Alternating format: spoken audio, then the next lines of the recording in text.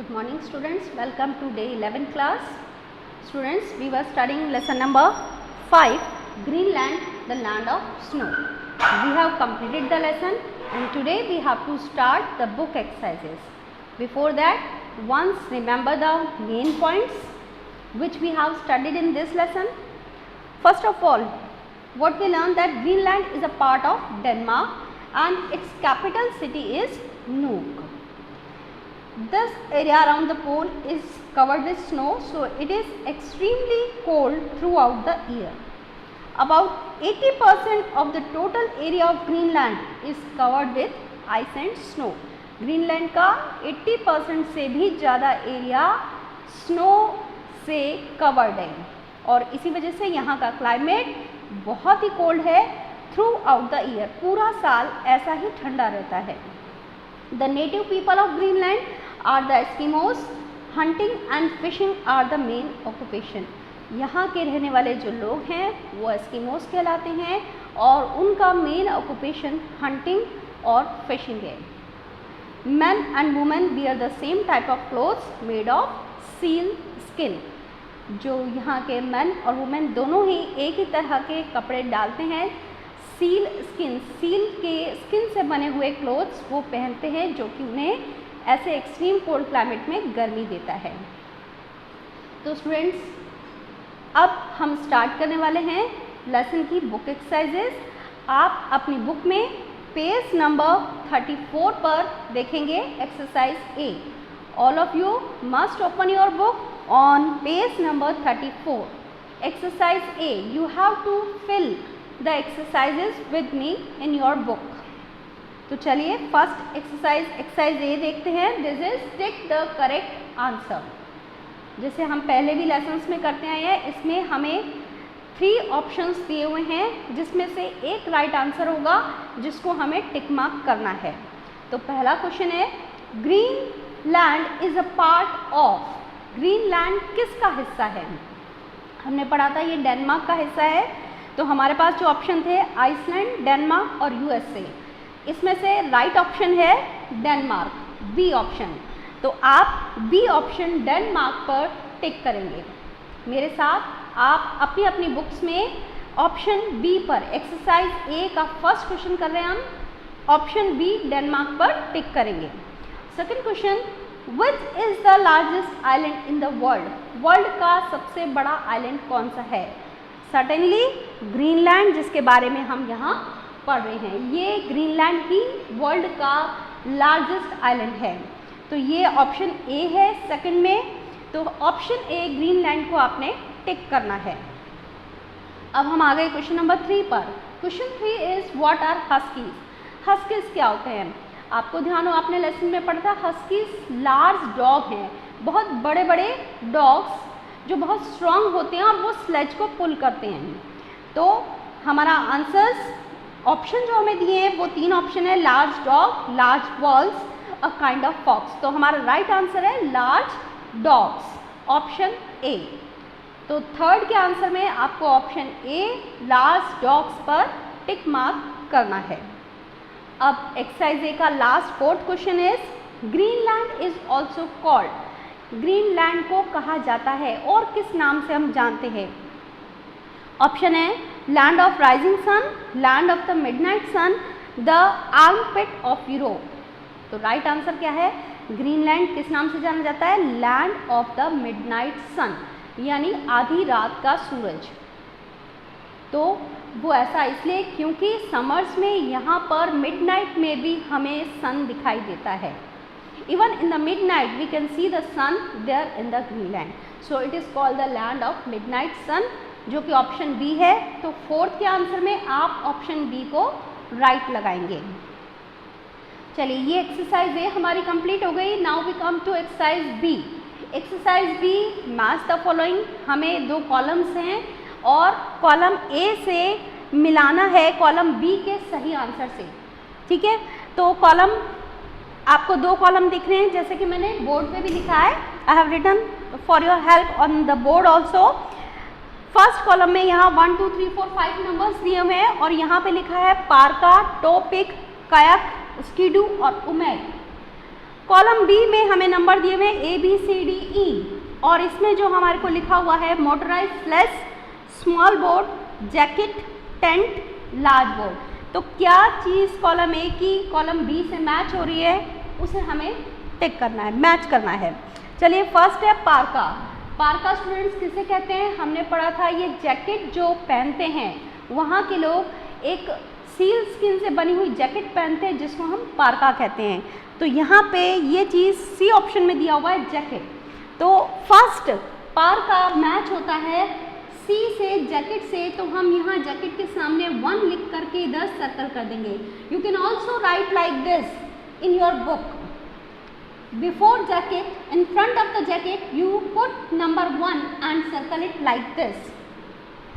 Then second, toe pig. Toe pig क्या है students?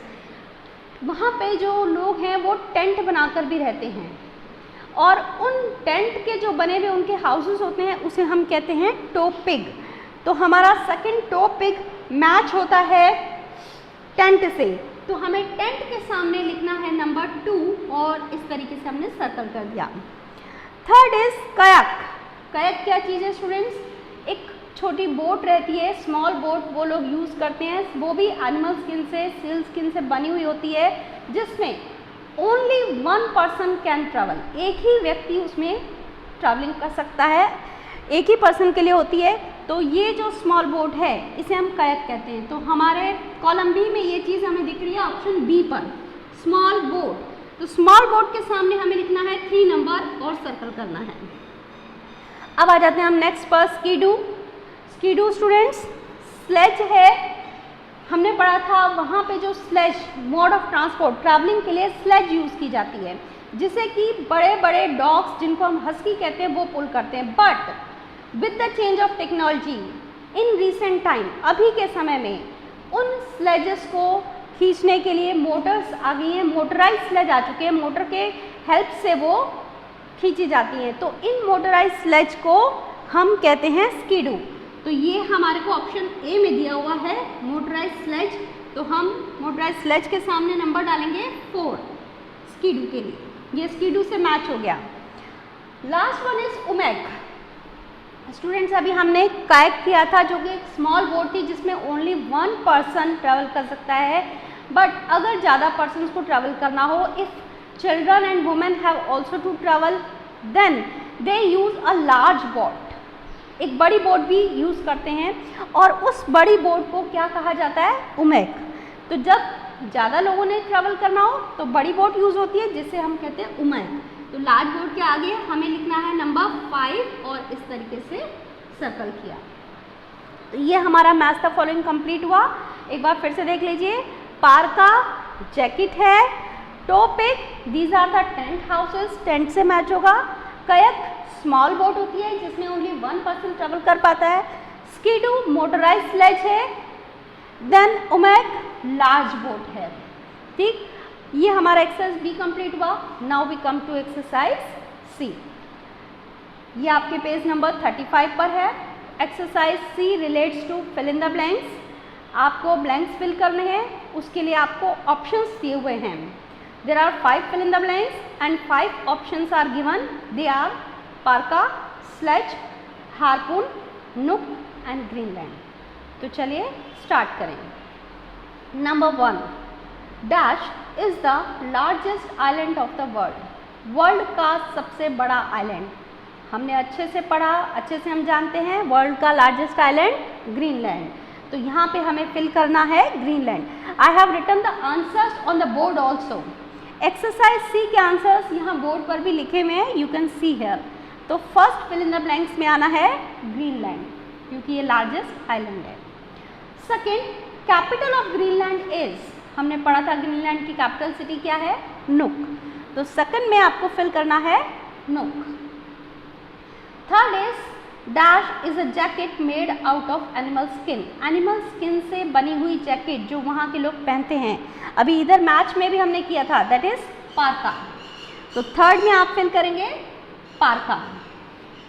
Fourth वाला, main means of transport of Eskimo is. Transport के लिए Eskimos क्या यूज़ करते हैं? सबसे इम्पॉर्टेंट जो वहाँ पे है वो है स्लेज। हम पढ़ चुके हैं पहले। स्लेज अर्लियर हस्कीज उसको पुल करते हैं और नाउअडेज मोटराइज स्लेज भी आ चुकी हैं। तो main means of transport is sledge in the Greenland. तो फोर्थ में फिल कर दीजिए स्लेज।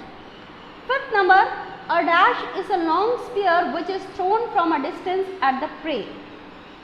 एक लंबी सी स्पीयर जिसको दूर से ही शिकार पर फेंका जाता है। एनिमल्स का हंट करने के लिए ये लोग यूज करते हैं। इस वेपन का नाम क्या है? हार्पून।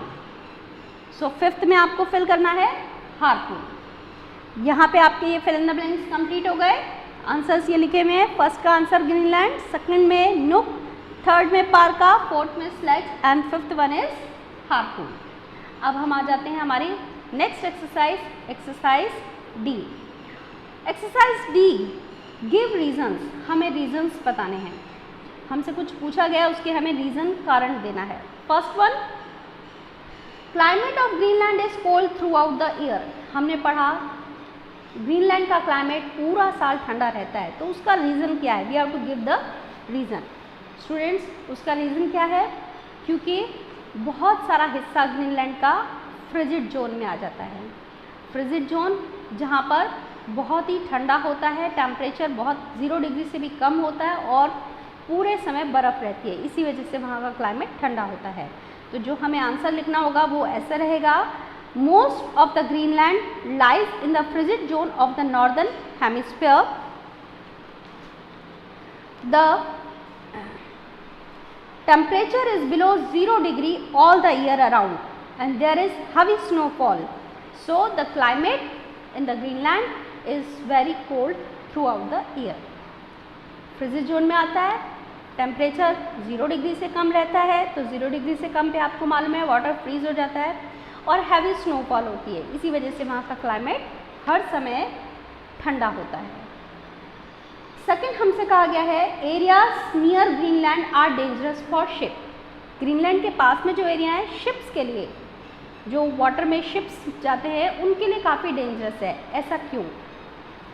इसका रीज़न स्टूडेंट्स है, वहाँ पे उसके पास में जो सी है वहाँ मिलने वाले आइसबर्ग्स। मैं आपको इसका आंसर बता रही हूँ।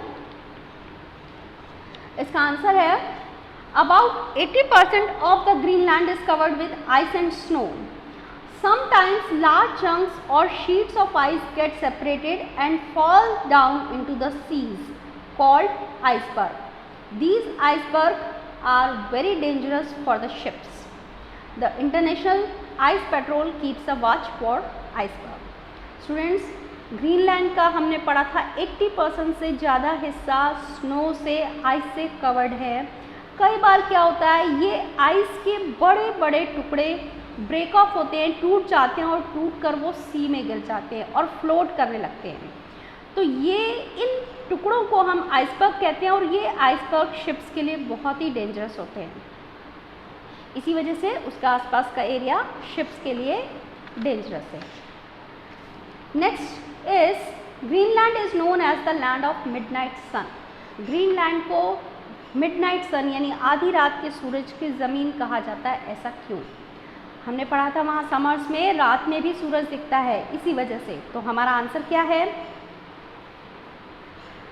Our answer is, in summers the sun shines even at midnight.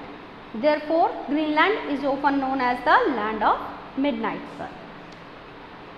The next question is, Greenland is a barren land for plants to grow. Greenland plants के लिए एक बंजर ज़मीन की तरह है।